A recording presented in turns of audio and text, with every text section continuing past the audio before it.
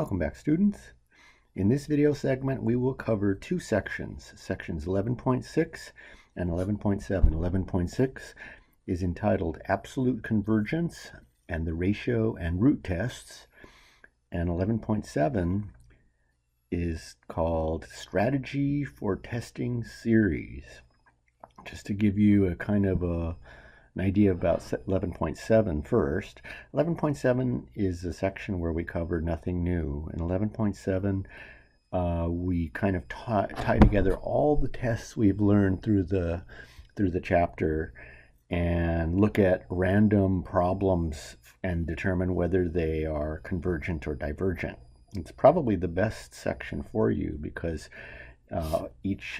when you look at each homework problem, you're not given any indication of what section the problem came from, so you have to kind of actively sift through the different methods to find a solution. In any case, let's start with section 11.6, absolute convergence and the ratio and root tests. In this section, we look at an additional type of convergence. Right now, we only have one. A series converges or it diverges. There's an additional possibility of something called absolute convergence. And also we look at two more tests for convergence. One of them, the ratio test, is extremely useful. It's extremely powerful. It covers a broad range of problems and is used really widely when the other tests are either very difficult or impossible to use on them. That's the ratio test. The root test, on the other hand, is very powerful, but its use is limited. Anyways, let's start the section. I'd like you to consider with me a series. So let's consider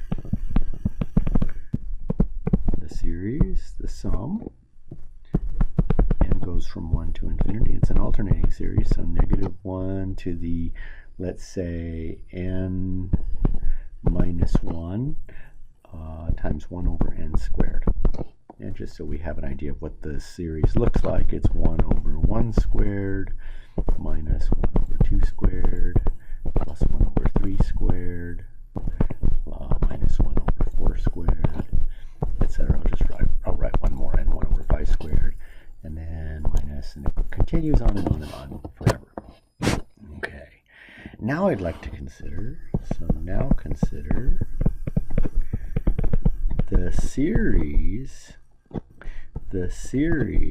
of the absolute values of -1 to the n minus 1, 1 over n squared. The series of absolute values of the general term of the first series. And it's pretty clear what this series looks like. When you take the absolute value of the alternating term, it just turns all the minuses into plus. It always turns all the subtraction into addition. So this is simply the sum of 1 over n squared. It goes from 1 to infinity. And this is written out as just 1 over 1 squared plus 1 over 2 squared. No surprise, plus 1 over 3 squared, plus 1 over 4 squared, plus 1 over 5 squared. Forever and ever and ever. Okay. This series is a convergent series. Real good spot check for you. Can you quickly remember why this series converges? This series, the series of absolute values, we'll call it, values converges. And if you're thinking that it's a p-series with p equal to 2, which is more than 1, and that's the reason why it converges. Or you could apply the integral test, but it's so simple just to use the idea that it's a p-series. So the important thing in here is that the original series, the absolute value of the general term of the original series, the series of absolute values, converges. I want you to think about that for a minute. if you're given a series and essentially you turn all the minuses in the series into pluses, all the subtraction into addition, then if that series converges, then the original series with all the minuses and pluses intact is said to be absolutely convergent. And this is the big topic for the first part of our section. The original series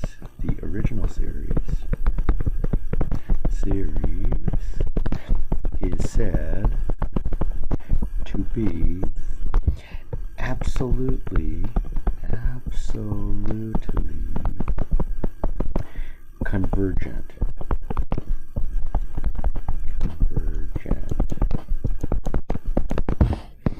We could also say, use slightly different words. We could also say, we can also say that the original series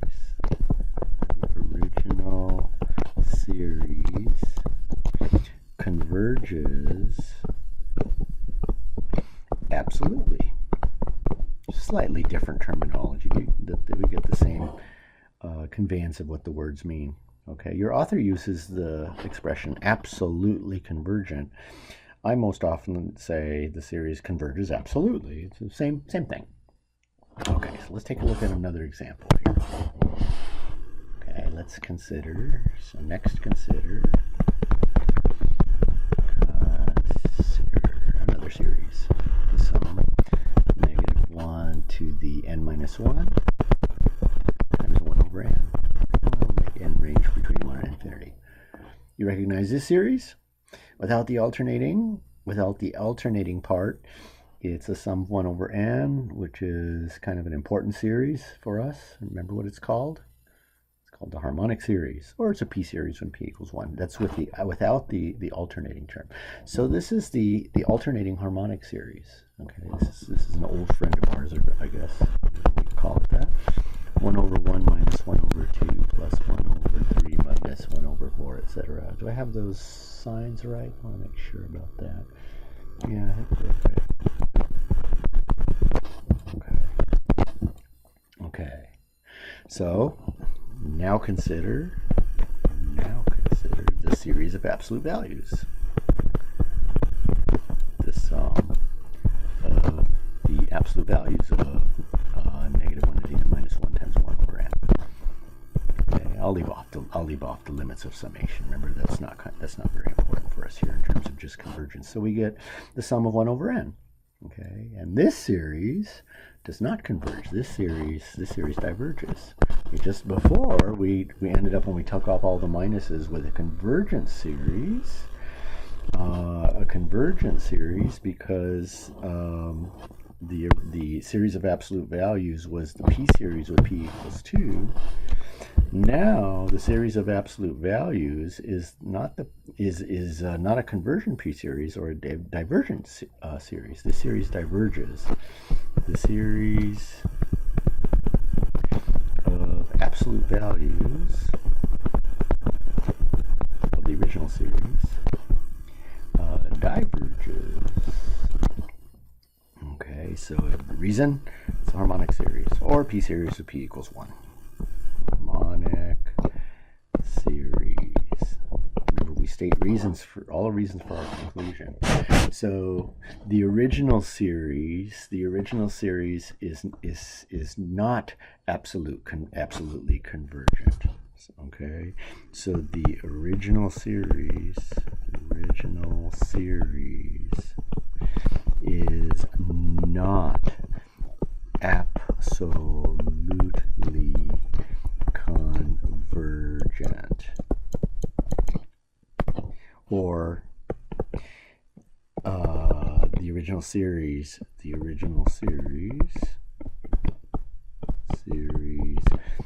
does not converge absolutely.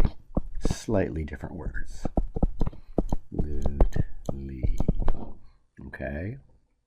So I want to examine with you now the connection between absolute convergence and just regular convergence without taking absolute values. So let's take a look at the original series again.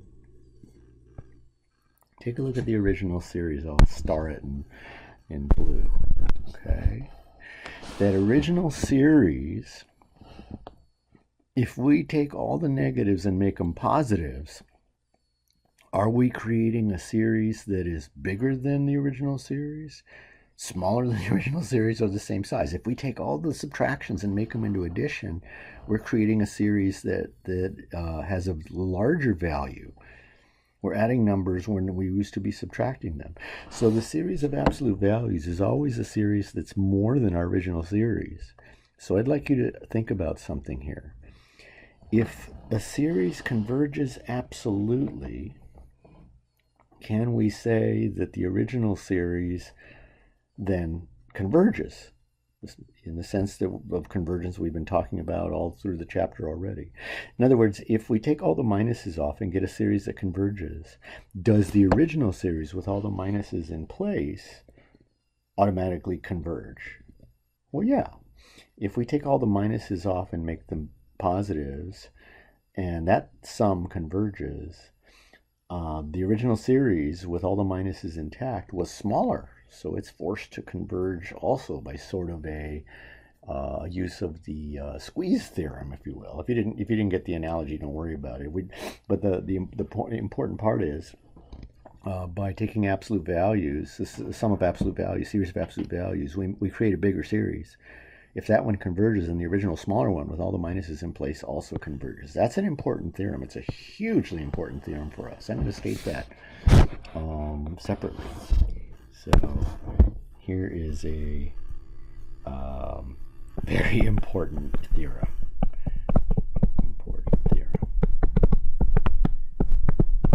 It's kind of even to say that it's a very important theorem is an understatement. This holds a lot of mathematics together, this idea. So, if a series, sum of a sub n, is absolutely convergent, I'm going to use my terminology. If a series, sum of a sub n, converges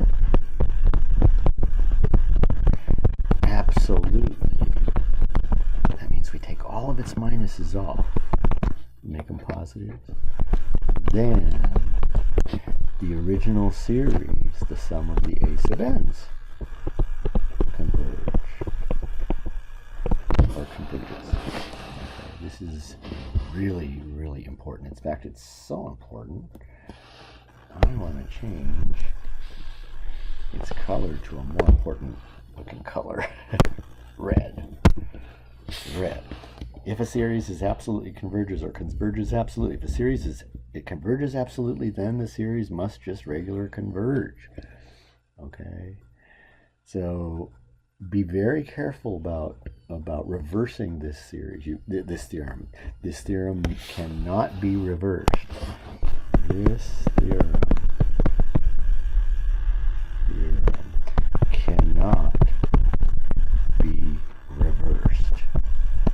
And I'll show you what I mean. That is, you cannot say it's wrong to say if a series converges with all of its minuses intact, then it converges absolutely. And this is a great big no. Absolutely. No, no, no, no, no. No. If a series converges with all its minuses in place, and you make all those minuses positive, you created a bigger series. It may or may not converge. Example of that? We looked at it. We just looked at it. Example of y. The series, the alternating harmonic series. That is a convergent series. This series converges. You could use the alternating series test. fact, we did. So I won't go through the mechanics of it. That series converges, but the series of absolute values, negative 1 to the n, we just looked at it a few seconds ago, which is the sum of 1 over n, diverges. Okay, so don't read the important theorem backwards. If you determine that a series converges absolutely, then the original series converges in the same sense of convergence we've been looking at all semester. But don't reverse this. If a series converges the way by using whatever tests we've determined we used earlier, you cannot conclude that it converges absolutely. So what about this? What can we say about this alternating series, alternating harmonic series? The alternating harmonic series, the sum, negative 1 to the n, 1 over n, converges, but not absolutely. That, my dear students, is a third kind of convergence. This is our third kind of convergence. The alternating series, for this reason,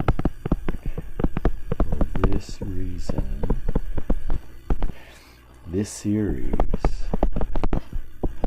alternating harmonic series specifically, is said to be conditionally convergent. Conditionally convergent. And this is usually a point where I get a lot of looks in class. Oh, this is so confusing. I don't know what's what. There's not that much going on. There isn't that much going on. For any series, there are only 3 possibilities. Let me try to write a little better than that.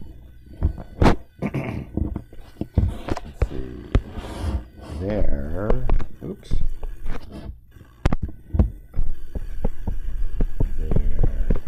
are only 3 possibilities for any series. Possibilities for any series.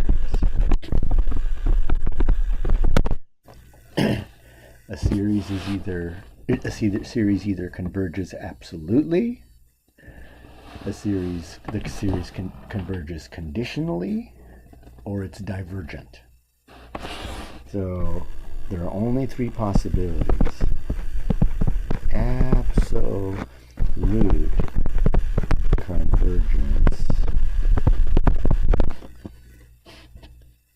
which also gives us convergence. Sort of an offshoot. This is kind of an important offshoot, which guarantees convergence. Conditional convergence. Conditional convergence, which means converges with all the minuses in place, but not absolutely. Not if you take off all the minuses and make them plus. Absolutely. And the third possibility, the series is divergent. Divergence. If a series diverges with all the minuses in there in place, and you take all the minuses and make them plus, you don't improve the situation. When you take all the minuses and make them plus, you make the divergent series even bigger than it was before. So if you find that a series diverges, you're done. You're done. If you find that a series converges, you're not done, because it may converge, but not absolutely. It may converge conditionally. And I realize I didn't write that in my middle choice. Let's see, absolute convergence. I didn't even write the right word. Sorry about that. I'll repeat what I said in just a second. Let me get this stuff out of here and clean it up a little bit. There we go. Delete that a little bit. So So there were three possibilities. Don't worry if you're a little lost here. Absolute convergence, conditional convergence, series converges but not absolute, or divergence. Okay, so again with divergence, if a series diverges, then it's done. If you take the absolute value, the sum of the absolute values, just create a bigger series, which is still divergent. However, if you have a series that you determine converges, it's possible that it could also converge absolutely. It's possible that if you take all the minuses off and make them plus, you could have absolute convergence, or maybe not. So if you have a series that converges, and you're asked to determine whether it converges absolutely, you're not done. You should take the series of absolute values and check. Now, if you take the series of absolute values and that series converges, then the series converges absolutely. So a series converges absolutely, take off all the minuses, make them plus, which also guarantees regular convergence. The series converges conditionally. It converges on its own, but you got to leave the minuses in there, so not absolutely. So just a quick specific look at examples. We already looked at the examples. This is just sort of bringing all this stuff together.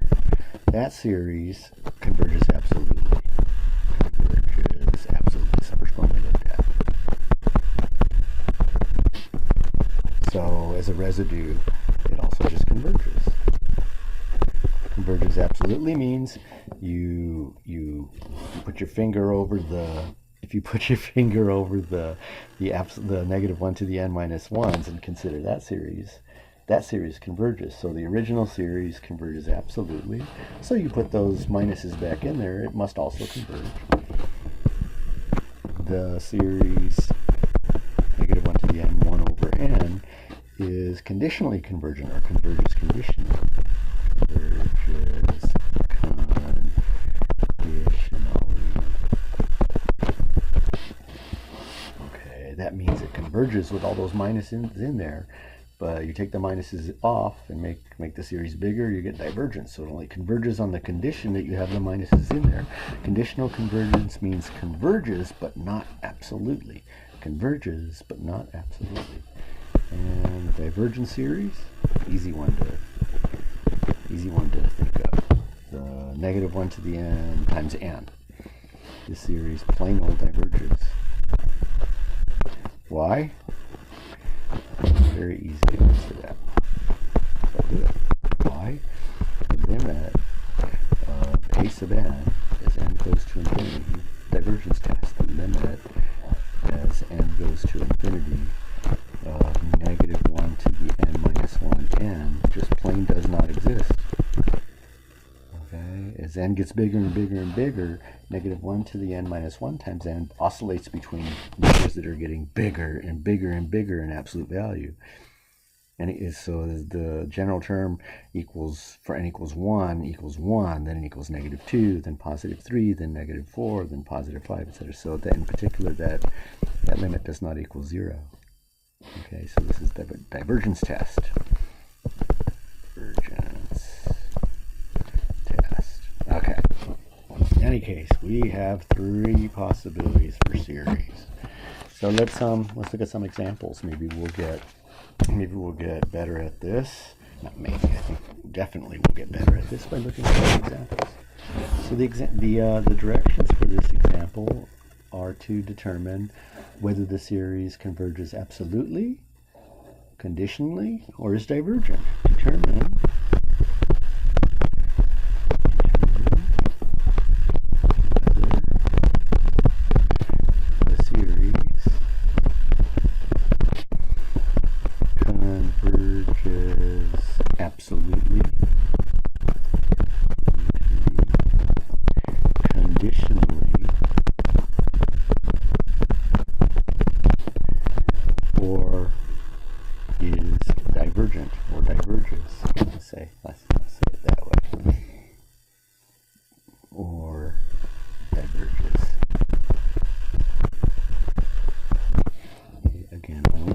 only three possibilities: absolute convergence, conditional convergence, or divergence.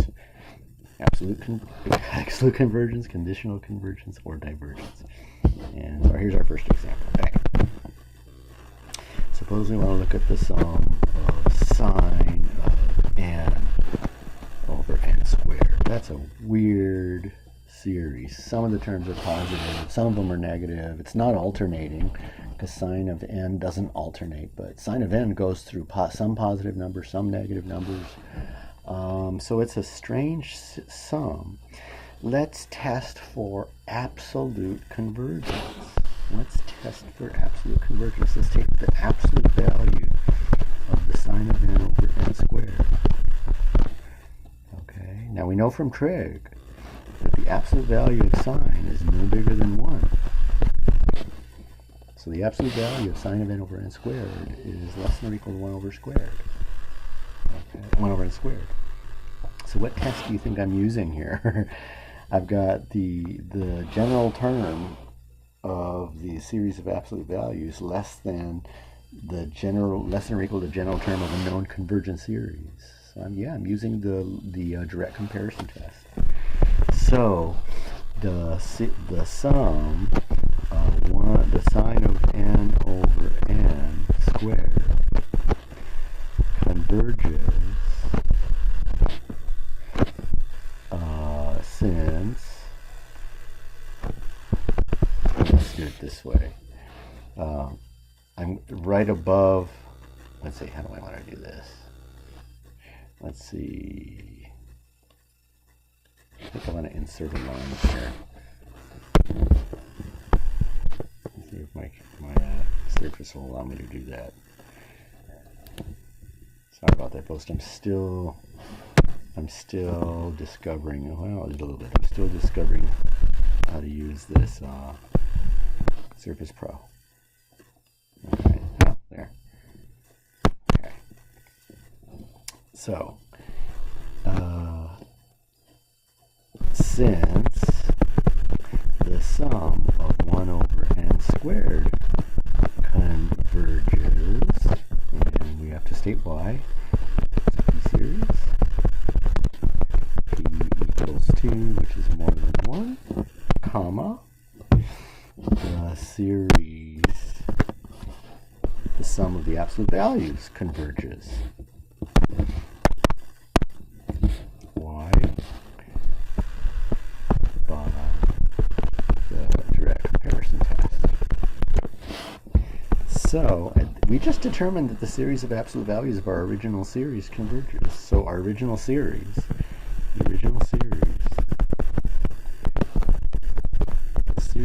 the sum of sine of n over n squared converges absolutely.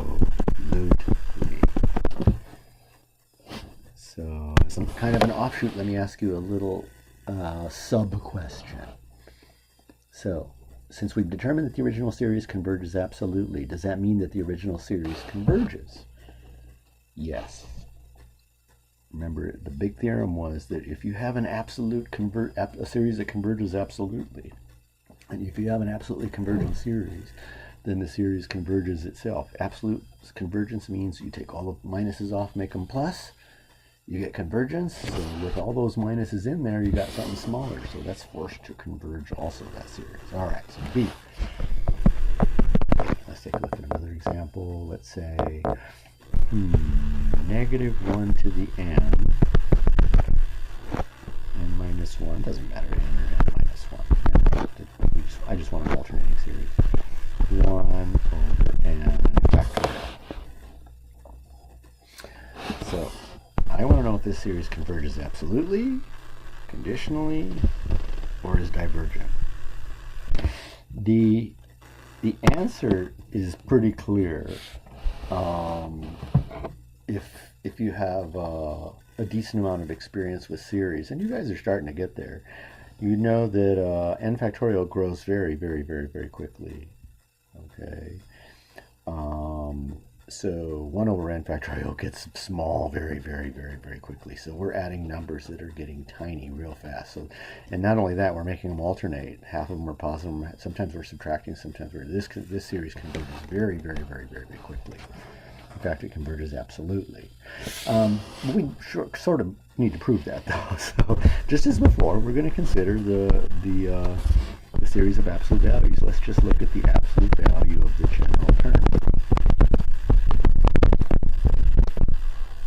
The sum of -1 to the n, 1 over n factorial. The only thing that does, not the sum, just the general term. The -1 to the n factorial, 1 over n factorial.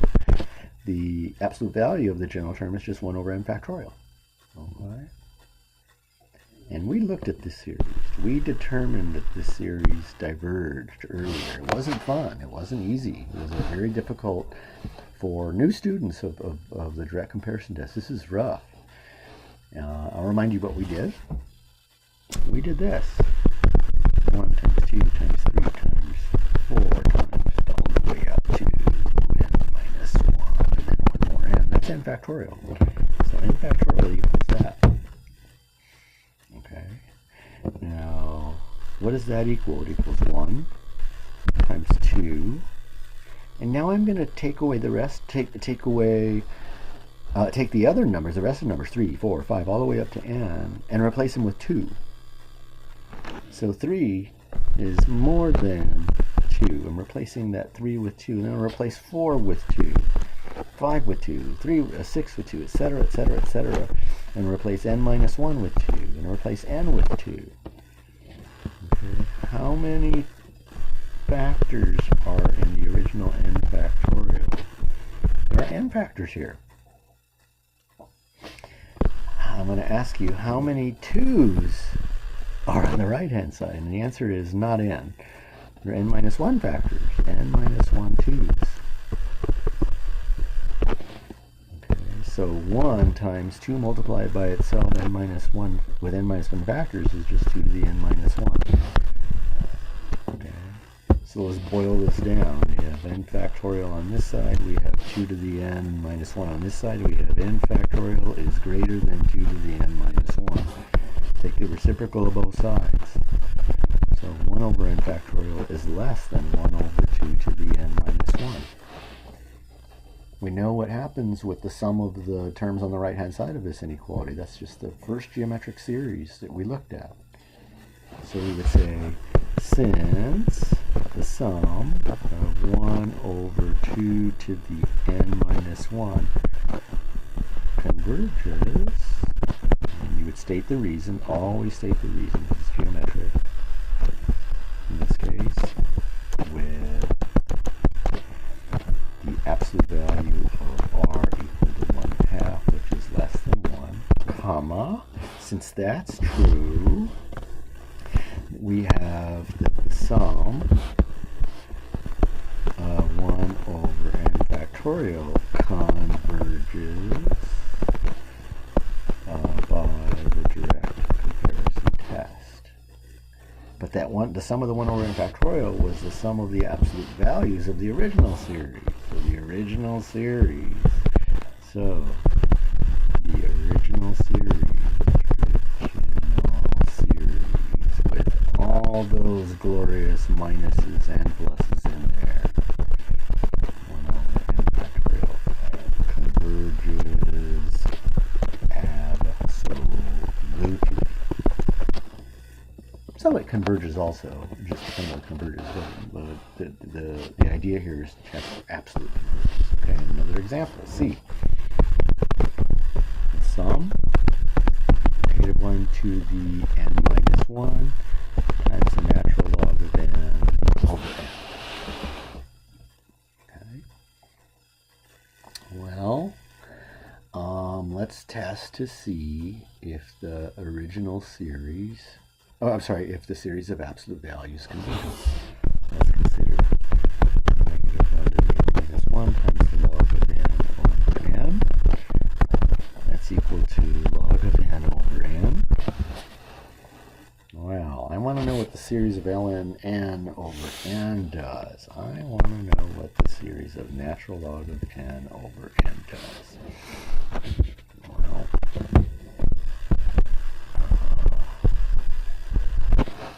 this series is a prime candidate for the integral test, but I don't like using the integral test, and I prefer that my students also select alternate tests generally than the integral test because of the integration idea. The integration is difficult. Integration is a very difficult process, and even though we've mastered the techniques of integrating a lot of the functions that we see in our series, it's still a difficult thing to do. So we might want to try to avoid integration. There's a nice inequality that we're going to use here. You see, I suspect that the series, the sum of ln n over n diverges. Why? Well, the log of n is getting big. It's getting big very, very, very slowly. So in the numerator, we have stuff that's more than 1. Eventually, in fact, when n is e, if n were e, which we can't really let it equal because n goes through whole numbers, but if n is e, you get log of 1, log of e, which is 1. But for n greater than e, that means n for 3, 4, 5, 6, 7, because e is about 2.7, 7, 1, 8. So if for n larger than e, the numerator is more than 1. If it were 1 in the numerator, we'd have the harmonic series, which diverges, and now you got that log of n over there that's making the fractions even bigger. This thing diverges. So the log of n is more than 1. Known. This is a known idea. Why is the log of n more than 1? Well, look at the graph of the logarithm. Here's the log of n. Well, here's the log of x. Here's y equals 1. Here's x equals e. So eventually, and this doesn't take too long for x more than e, the log of x is more than 1. So the log of x over x is more than 1 not the log of x over x, just the log of x is more than 1. Might as well clean this up better. Okay, log of x is more than 1 for x more than e. Okay. So I'm going to write log of n is more than 1. Divide both sides by n. So log of n over n is more than 1 over n. Then again, I'm using a direct comparison test. So the sum, since the sum of 1 over n diverges, it is the harmonic series, comma, the sum log of n over n diverges by the direct comparison test. But that log of n over n was the sum of absolute values of the original series. So the original series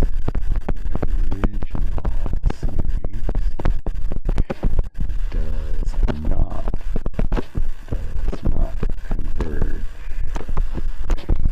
absolutely. It doesn't mean the original series diverges. We just determined that if you take all the minuses off and make them positive, that you have a divergent series. If you put those minuses back in there, the original series is smaller. It could either diverge or converge. So we need to check for conditional convergence. So now we consider the sum, negative 1 to the n, log of n over n, the series with all the minuses in place. Okay. Well, how do we determine whether this series converges or diverges? It's an alternating series. So let's use the alternating series test. So 1, I need the natural log of n over n is decreasing. It's a little rough, not too bad. So let's let f of x equal the natural log of x over x. And let's see what happens with its derivative. m of x, whoops, quotient rule, bottom function squared, bottom function times derivative top minus top function times derivative bottom, 1 minus ln x over x squared. Now look at the numerator. The denominator is always positive. Look at the numerator.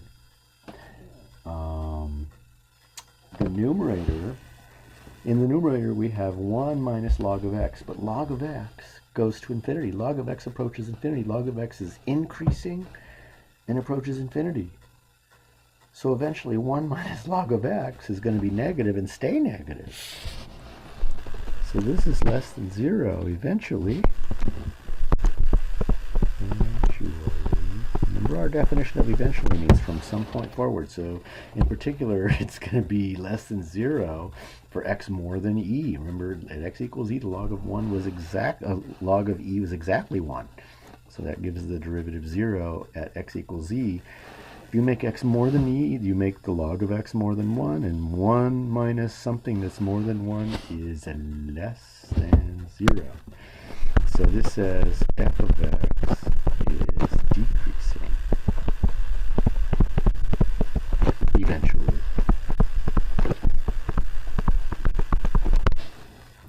So our sequence log of n over n is just a sequence of dots that are writing that function. They're on that function at the integers. So log of n over n is decreasing.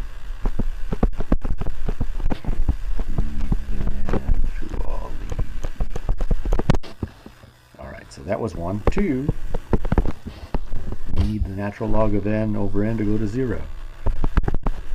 Again, we're in the middle of the alternating series test. So the limit of the log of n over n, this is indeterminate. This is indeterminate. Although we've seen this limit before, this is indeterminate. It's infinity over infinity. So we're going to use L'Hopital's rule after we get that variable n out of there. We're going to make those dots, log of n over those points, those dots, log of n over n, write a function, continuous function, continuous differentiable function, and then we'll use L'Hopital's rule since we kind of need differentiability to derivatives. So derivative log of x is 1 over x, derivative of x is 1, this is 0, and that guarantees that we have convergence of our series, negative 1 to the n minus 1 times log of n over n converges by the alternating series test. Okay, we're almost done here. So the original series does not converge absolutely. The original series does not converge absolutely. Take off the absolute values, we went through a whole bunch of stuff to determine that it does not converge absolutely, but the series does converge with all the negatives in there by the alternating series test. Net result, series converges but not absolutely, so the original series converges conditionally. The original series converges conditionally, converges, but not absolutely. You've got to leave those negatives in there. Okay? All right. Let's take a look at another example, fairly quick example here. Let's see if I'm lettering these examples here. So that was C, D. This will be a quick one for you. Negative 1 to the n minus 1. 3 halves to the n minus 1. And remember, this one doesn't matter. We'll even make it go from 1 to infinity. Alright. So, what does this series do? Imagine that the alternating part wasn't there. Imagine it was just 3 halves to the n we were looking at. Imagine just not even the sum of 3 halves, just the limit of 3 halves to the n minus 1. What's happening when you have 3 halves times 3 halves times 3 halves times 3 halves? 3 halves is 1 1/2. 3 halves is 150%. 1.5 is 150%. What happens when you take 150% of something and make it bigger?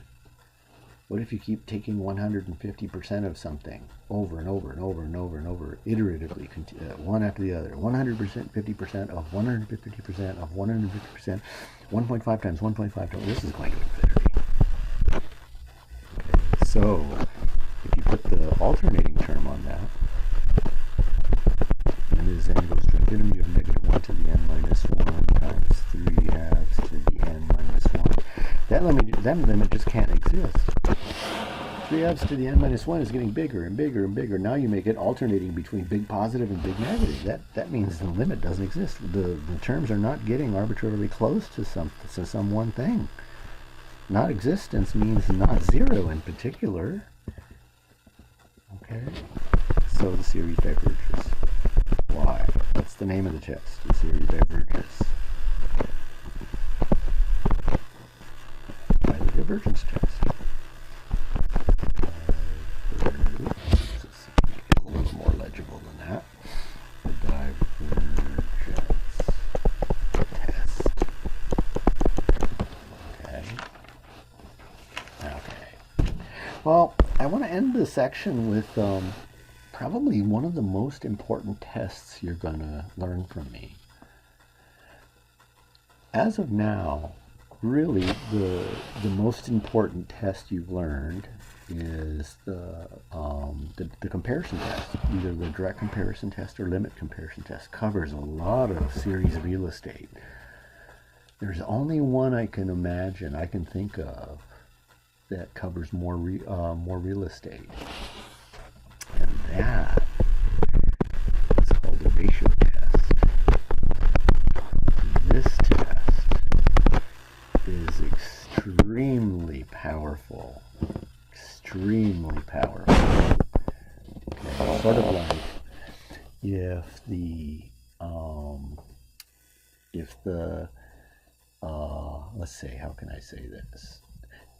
If the comparison test and limit comparison test is like a hammer to hammer in nails as a tool, it's a powerful tool. The ratio test is a sledgehammer. Okay, the ratio test is an extremely powerful and useful test. Not always. Sometimes you need something different than a sledgehammer to get the job done. Sometimes you need a screwdriver instead. Okay, but for the most part, the ratio test really rocks. It is a really good test. So, let's consider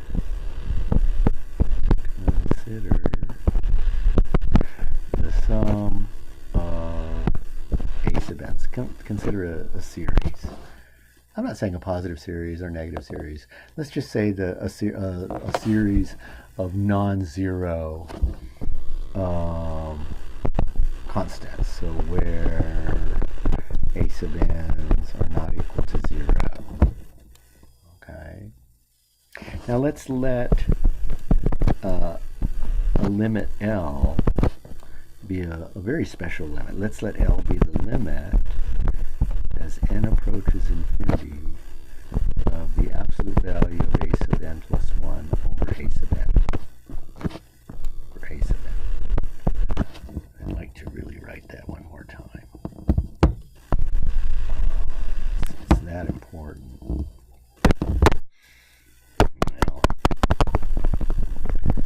I guess I could quietly erase the absolute value of a sub n plus 1 over a sub n. Okay, so think about what that is for a second. A sub n plus 1 is the term right after a sub n. So it's like looking at the second term divided by the first term, a sub 2 over a sub 1, and then looking at a sub 3 over a sub 2, and a sub 4 over a sub 3, etc. A sub 1 million over a sub 999,999. It's looking at the next term divided by the term just before it, and letting n go to infinity. If you do that, if you take the limit of that really, really out there for large values of n as n goes to infinity, you get this limit L. Okay, now here's the conclusion of the ratio test. This is really neat. If L is less than 1, then the series, say the sum of A sub n, converges absolutely. So it converges. Absolute convergence implies convergence. So if the limit is less than 1, the series converges. If the limit is more than 1, then the series diverges. If L equals 1, no conclusion. And this is why I made the statement afterwards that sometimes you need a screwdriver and you need to use a screwdriver and not a hammer or a sledgehammer.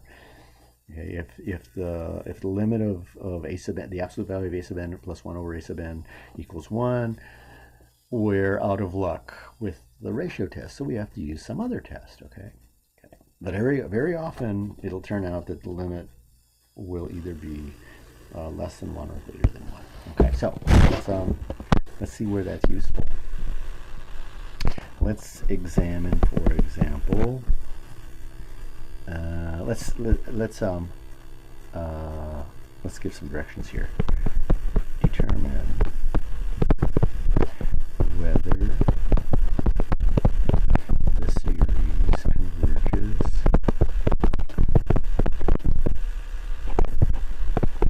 or diverges. I'm not interested in absolute or convergence or conditional convergence, just the regular old, plain old convergence. Okay, A. The sum. -1 to the n minus 1, 3 to the n over n factorial. And I can go from 1 to 30, whatever. Okay. We could do this by using the direct comparison test. It's not easy. In fact, I think we've done it with a similar series. We could use a direct comparison test to test for absolute convergence, which would give us convergence and stuff. But the idea is to avoid the hammer test, the test I called the hammer test, the comparison test, and try to use one like a sledgehammer. Part of the sledgehammer, using a sledgehammer to get the job done, is it makes the job easier. Okay. So now let's consider the absolute value of A sub n plus 1 over A sub n. Okay. Well, the absolute value is going to knock off the alternating part. Okay, because the absolute value of 1 is 1. So this means we're looking at 3 to the n plus 1 over n plus 1 factorial over 3 to the n over n factorial. Looks like a mess. It's not that much of a mess. So this becomes n factorial over 3 to the n. If I invert and multiply, 3 to the n plus 1 over n plus 1 factorial. Okay. Let's simplify this. Ultimately, we need the limit of this, so let's simplify this. Well, can't really simplify n factorial much. We could write it out, I guess. We can write 3 to the n plus 1 as 3 to the n times 3 to the 1. And we can write n plus 1 as n plus 1 times n factorial. Okay. And then we notice that we can cancel some factors. N factorial cancels, 3 to the n cancels. So we're looking at 3 to the 1, or 3 over n plus 1. Now, what we require, look above, what we require for the ratio test is that the limit of that quantity, the absolute value of n plus 1 over A sub n plus 1 over A sub n. So I'll take the limit. So this approach is, what is 3 over n plus 1 approach? Approach is 3 over infinity, which is 0. That's L. That's equal to L. And that's less than 1. So the series converges absolutely.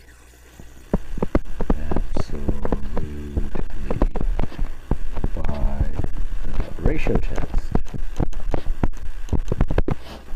So it converges. Absolute convergence implies regular old plain garden variety convergence. Okay, so B. Let's see here. Suppose we want to look at this one would be really rough for the direct comparison test. Suppose we want to look at oh, here, even before that, one we did in a previous example, but we had to use the direct comparison test. Let's just look at the sum of 1 over n factorial. That would be a good one. So let's take a look at the sum of a sub n plus 1. Not the sum of, let's look at the absolute value of a sub n plus 1 over a sub n. So let's do n plus 1, a sub n on top, a sub n plus 1 on top, a sub n on the bottom. No absolute value is necessary here because these quantities in numerator and denominator are positive. And that n factorial is positive. Okay.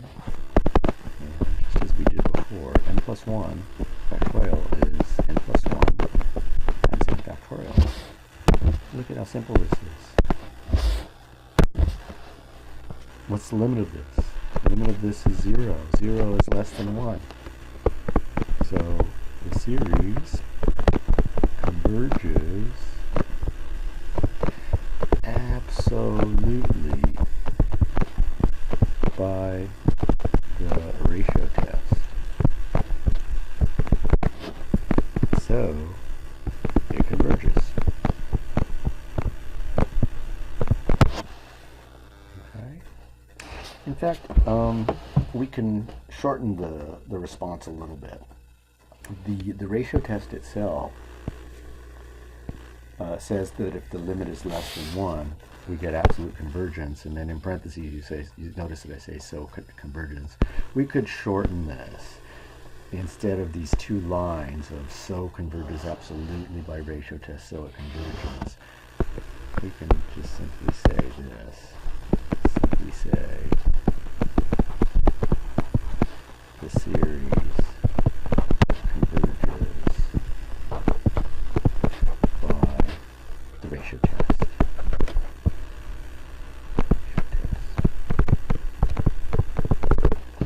Okay, so let's take a look at it some more. See, the sum n to the n over n factorial. That's a wild looking general term. N to the n gets huge. 1 to the 1, 2 squared, 3 cubed, 4 to the 4th, 5 to the 5th.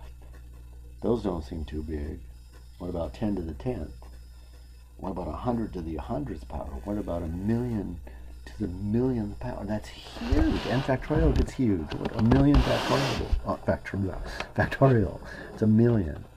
Times 99,999 times 999,998 times 999,997. I'll stop. All the way down to 3 times 2 times 1. So you're dividing two things that are becoming huge. Either when you add those individual numbers up, you can have convergence or divergence, but it's maybe not clear. I think it's pretty clear. N to the n is getting bigger than n factorial. Is bigger than n factorial. N factorial starts with n, then decreases its factors. N to the n has exactly the same number of factors as n factorial, but we don't decrease the factors, the size of each factor. If you missed what I just said, don't worry about it. The ratio test allows us the luxury of not having to look at the relative sizes of the quantities for large n, unlike the direct comparison test, which we had to kind of have an idea of what the series did of terms we're doing before we even started. We had to come up with some sort of inequality that supported convergence or divergence. Anyways, I think I just wrote what I needed to write upside down. I should start editing my videos, editing out a bunch of this, but So a sub n plus 1 is n plus 1 to the n plus 1. Sorry about that, folks. Over n plus 1 factorial, and then over a sub n into the n over n factorial. So what is this equal to? It's a pretty complicated looking thing. It'll simplify nicely. N plus 1 to the n plus 1 over n plus 1 factorial. Invert and multiply n factorial over n to the n. Now is where we need to do some creative algebra here. N plus 1 to the n plus 1 is n plus 1 to the n. Is n plus 1 to the 1. N plus 1 factorial is n plus 1 is n factorial. Not too much creative algebra. We got some relief here. The n factorials cancel. N plus 1 cancels. This becomes n plus 1 to the n over n to the n. Same exponent. N plus 1 over n to the n. Separate the quantity in the parentheses into two individual fractions. N over n is 1 plus 1 over n to the n. And we're stuck with evaluating the limit of this guy. This form, this structure, 1 plus 1 over n to the n, this expression is the limit of this expression is something we visited earlier. And I recommended that we memorize this limit. Do you remember this limit? If not, you're going to have to use some fancy L'Hopital's rule on it and logarithms. Because 1 to the, as n goes to infinity, you get 1 to the n, 1 to the infinity, which is indeterminate. But this is a special limit. This is e. E is more than 1. So, series diverges by the ratio test. Ratio test is extremely powerful. There was not that much algebra involved in doing this. And if you were going to use the direct comparison test, which I think would be the only real option, the amount of work would be substantially more. Okay. Our final test, the root test, is sort of a disappointment after the ratio test. Sort of a, how do we do that? How do we say that? Anticlimactic root test. It works like the sledgehammer of the ratio test, but is not a good choice for a lot of series, and I'll explain. In fact, the test itself looks similar in structure to the ratio test. So consider a sum. Okay. For the ratio test, we wanted the terms to be non-zero. For the root test, I don't think that's so important. Okay, that's a detail you don't have to worry too much about. So consider a series of positive numbers, negative numbers, whatever, alternating, sometimes positive, sometimes negative. It doesn't matter whether they're positive, negative, or zero. So let L equal the limit as n approaches infinity of the nth root of the absolute value of a sub n. So in this case, we're not taking the quotient of the term after a n plus 1 over the term before a n. We're looking at just the root of the a sub n's, taking all the minuses off. The root, the nth root of the absolute value of a sub n. The conclusions are exactly the same as the ratio test. Okay, if L is less than 1, oops, not less than 0, that would not be good. That would be very weird. It would be impossible. If L is in less than 1, then the series converges. Absolutely. Same conclusions exactly. So it converges. If L is greater than 1,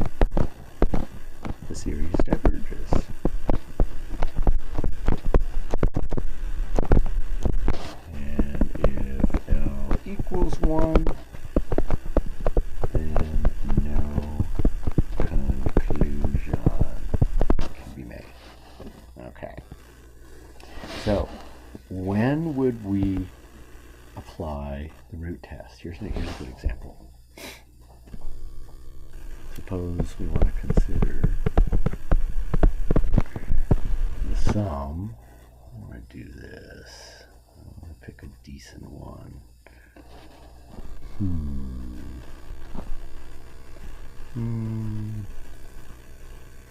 Say n plus 1. Let me do this again. I should have had this ready, but I'm trying to create a nice one. I think I have one. And here we are. N over n plus 1 to the n squared. N over n plus 1 to the n squared.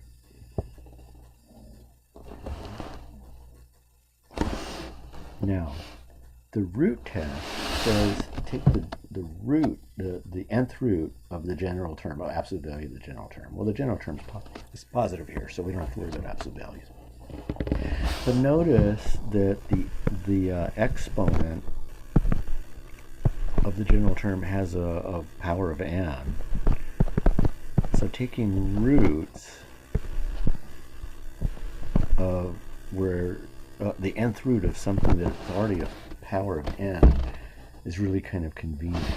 If what I said didn't make sense, just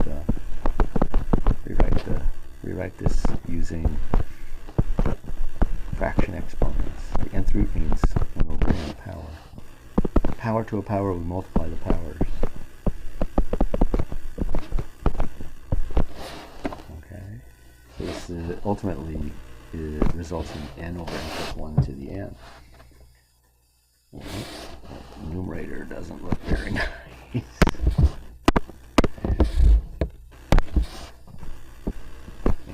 that's better. Well, we can't separate this into two fractions like we did in the previous. However, we can put the whole thing in the denominator as a reciprocal. Now we can. Now we can separate this into two fractions. N over n is 1 plus 1 over n to the n. And what does 1 plus 1 over n to the n approach? Approaches e. So this limit is 1. The limit of this is 1 over e as n approaches infinity. 1 over e is less than 1. Why? Because e is more than 1. So the series converges by the root test. So here's a final thought here about the root test and comparison root test and ratio test. The ratio test is good for series containing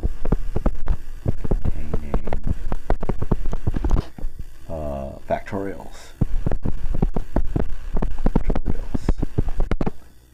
and powers.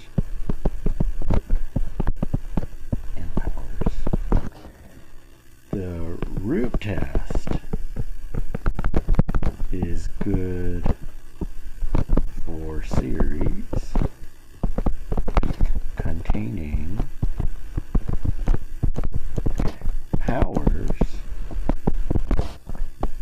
but not factorials. The reason is the nth root of n factorial is difficult to deal with. It is difficult to deal with in limits, in the limit or in limits. And the factorial occurs in a lot of series, if you haven't noticed. So the root test is not going to be like the test that we choose often The ratio test is the opposite. The ratio test is a test. It's the sledgehammer of tests. It's the mother of all tests. I don't know if it's the mother of all tests, but okay. We're done with section 11.6, and there's nothing to do in 11.7. Let me reiterate what's going on in section 11.7.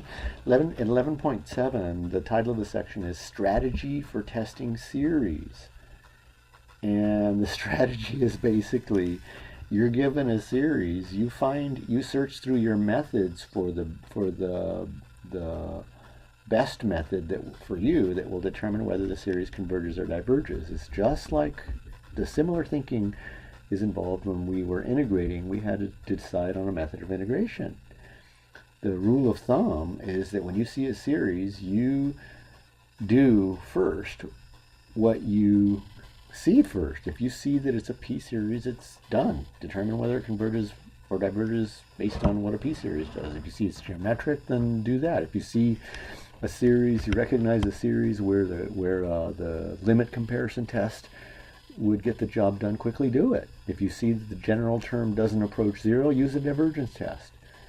If it's an alternating series, then try the alternating series test, or test the series for absolute convergence and use the idea that if a series converges absolutely, then it converges. If the series contains factorials, try the ratio test. If it contains powers but no factorials, try the root test. So what test have I not mentioned here? That's it. That's right. If you're thinking, you didn't talk about the integral test, I definitely didn't. I don't think that you should choose, generally you should choose I don't think you should generally choose the integral test. Okay. Use your experience to determine the correct tests. In section 11.7, the homework involves simply a lot of series in order for you to gather experience to be able to do this quickly on your final exam. Okay, so that ends our video segment for today, or for this evening, or whenever you're looking at this, and I'm looking forward to talking with you again soon.